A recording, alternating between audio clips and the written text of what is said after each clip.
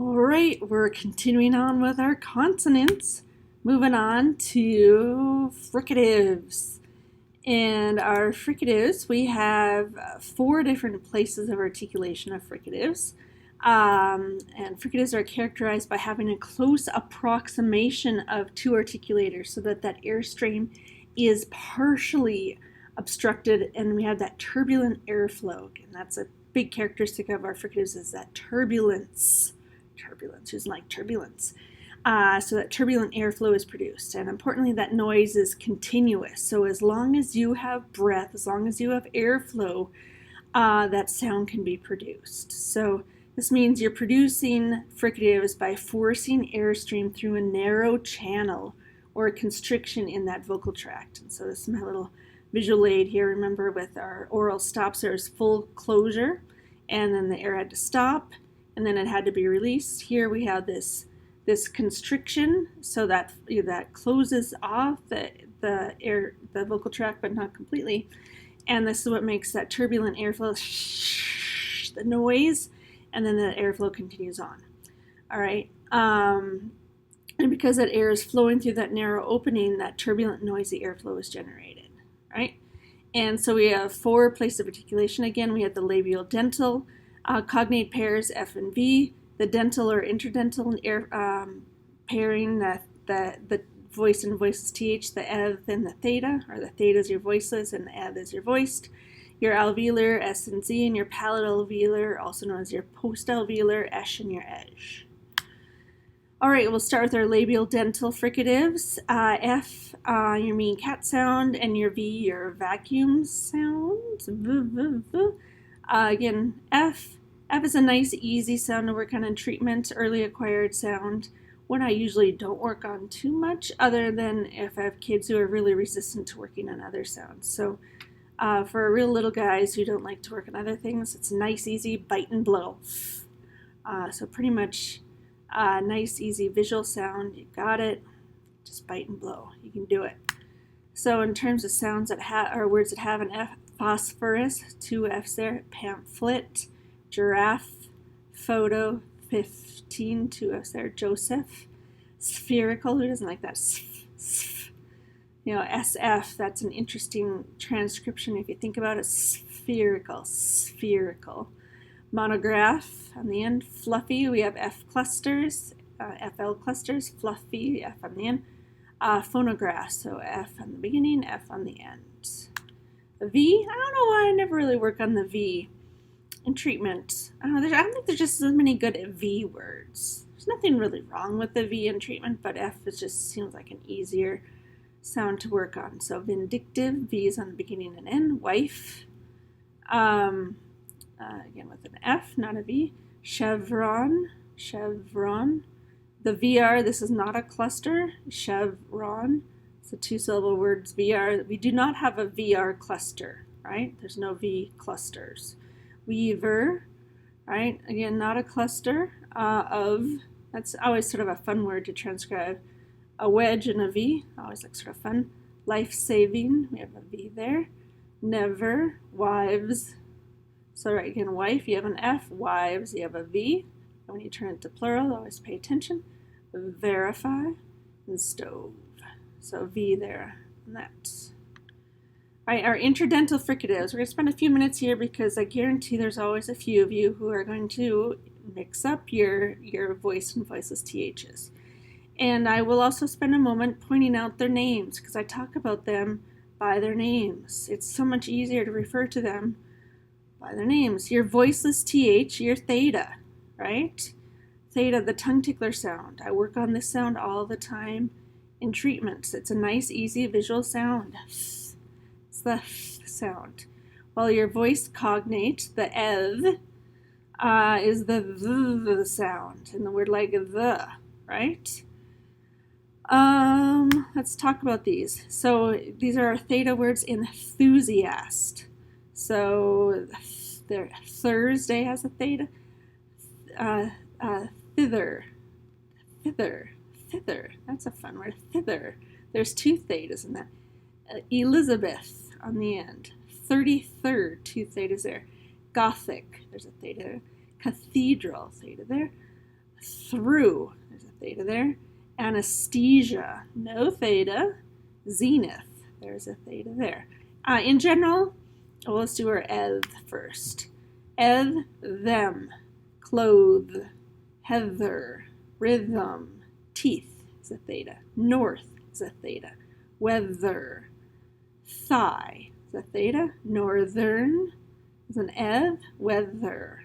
So there are some examples here of some content words that have eth, but in general, a lot of function words have eth, right? The, these, them, thy, those, while most of our content words have the theta. Thing, thought, through, throw, thumb.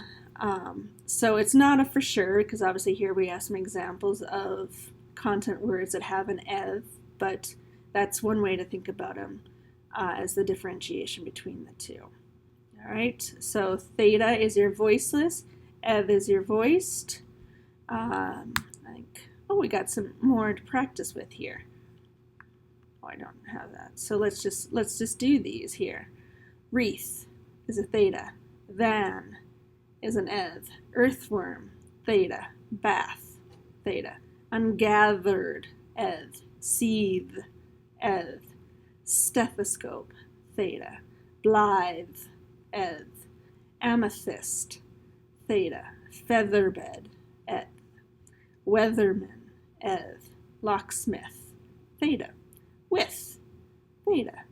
Though, eth. Either, eth. Think, theta. Although, eth. Though, eth. Rhythm, eth.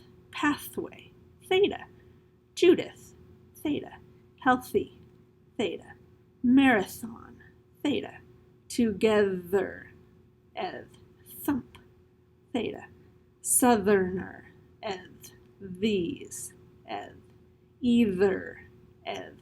Lather, eth. Keith, theta. Right? Hopefully you got that. So keep practicing. You've got it. You can figure it out. You'll come up with as many words as you need to in order to differentiate those two. Our alveolar fricatives, S and Z. Oh, two of the sounds that, vex our kids with speech disorders, often due to the fact that kids are going to be lisping them a lot due to just misarticulations, misplacements of their tongue. So we spend a lot of time on the S and Z as well as the R. So you need to be well versed on many different ways to elicit the S and the Z. Mainly the S, but the Z comes along with that. Yeah. So the S, the hissing snake sound, is usually what I call it, the flat tire sound, whatever you want to call it.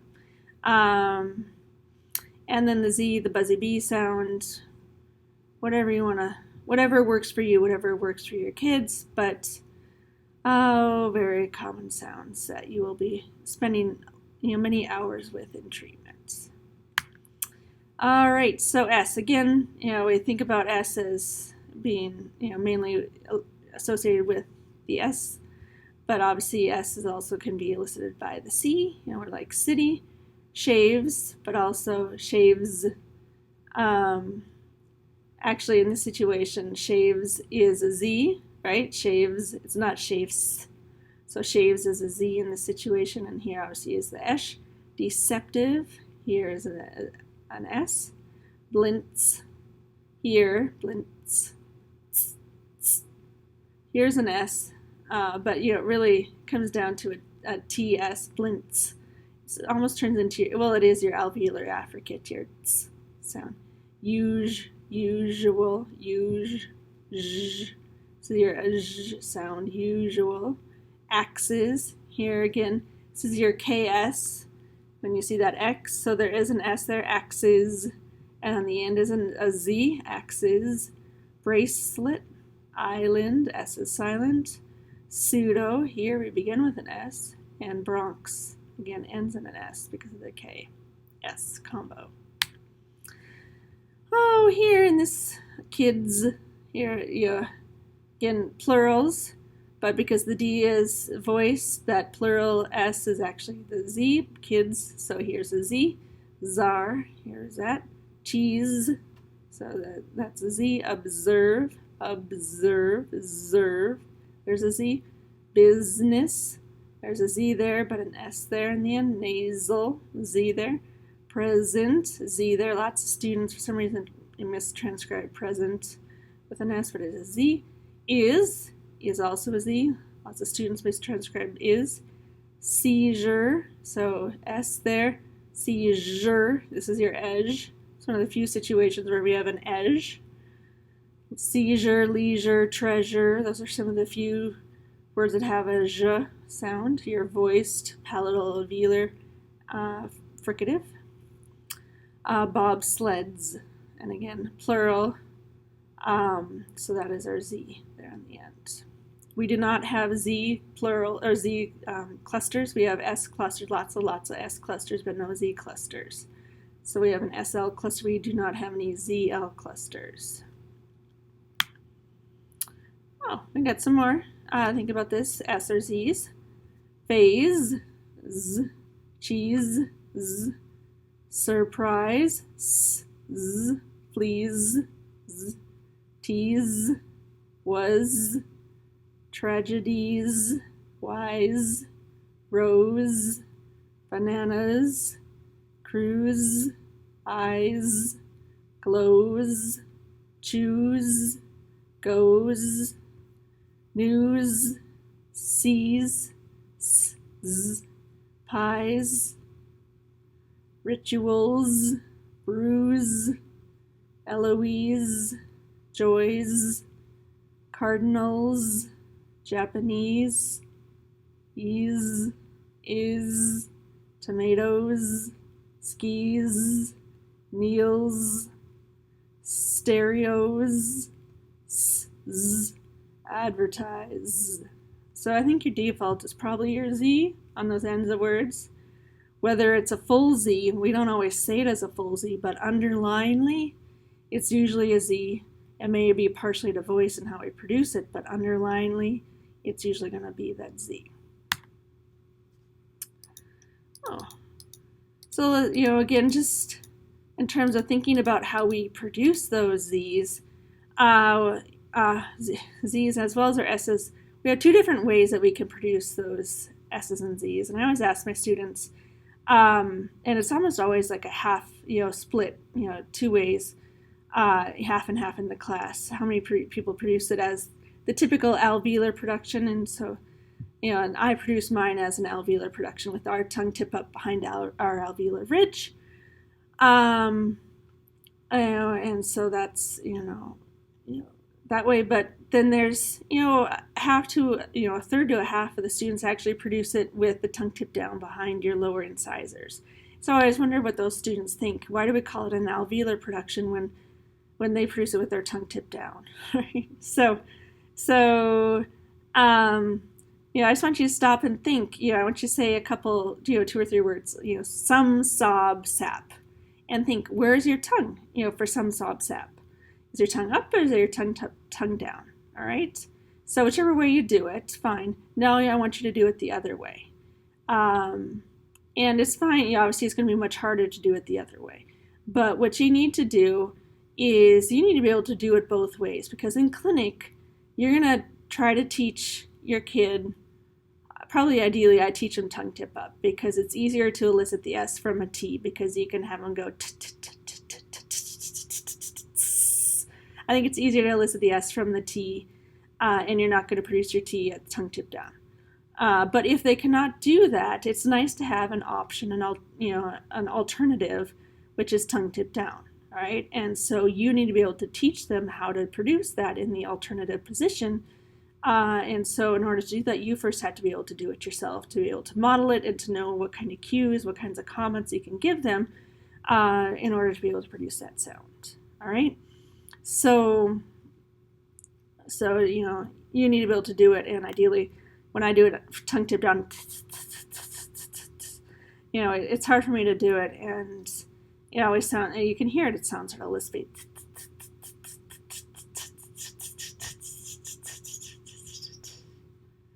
All right, so just something for you to think about. And, just it's good to give our kids as many options as possible. I've been able to elicit my, S's from my kids with the tongue tip up, but if I haven't been able to, it's good for me to have an alternative option for them. Again, I prefer tongue tip up behind alveolar ridge because I think with every other production up high, I think it's just easier to get to other articulations of other sounds. But if everything else is failing, it's good to have alternative options for the sound, especially for an S that it can be a bugger and is an important sound since it occurs so frequently in many other productions. All right, and so our final place of articulation for fricatives is the palatal velar or post-alveolar fricatives, our esh and our edge, right? So our eshes are voiceless palatal velar fricative, the quiet sound, the quiet lady sound, shh, shh, shh, and then our edge is the voice palatal velar sound. I work on the palatal velar sound. I've been told by other people when I've been to conferences that actually the esh is actually easier to elicit from kids than the S, and I actually agree when I've tried to shape an S and an esh. So it's something for you to think about. If you're struggling with the S, you may actually want to think about the esh instead of the S. The kids actually have more support with their tongue because there's more the sides of the tongue are touching the back molars more with the esh, and so there's just more support for the tongue than there is for the S, and so I think it's easier for them to find the place of articulation easier. So everybody goes right to the S, and it is a more common sound. It is a more powerful sound in terms of function, but if the kid can't say it, then what does it matter if it's more functionally powerful or not? I want them to be able to say it. So after a month of failing with an S, maybe you want to try the esh. So just something for you to think about. So the esh is something that I like, and it's fun because you get to round your lips. It's sort of visual that way because you can shake your lips way out. Shh. And I think to a point, rounding your lips sort of helps with the tongue placement too, because it sort of shapes that oral cavity a little bit one way or the other. So it gives you something else to talk about, because if they go shh, by rounding your lips, it changes the quality of the sound a lot. So just by rounding it, it helps the kids get a better quality sound. And it helps with the airflow too. So if they're lateralizing it, it really helps get that airflow to come down the center a little bit more than with an S. Okay, so words with esh, condition, shh, there's an esh there, usher, obviously again, usually esh, we have the SH combination, but not always. Tissue, there's a sh there, brochure, chiffon, initial, treasure, there again is our j, the voiced version, the palatal velar fricative, licorice on the end, creation. So often we see the TION, creation, and then shoe brush. So we got two eshes there. Our edge is your least common sound in English, not a functional sound to work on in treatment. Please do not work on this sound in treatment. It occurs so infrequently in words, okay? Not a sound to spend time on in treatment.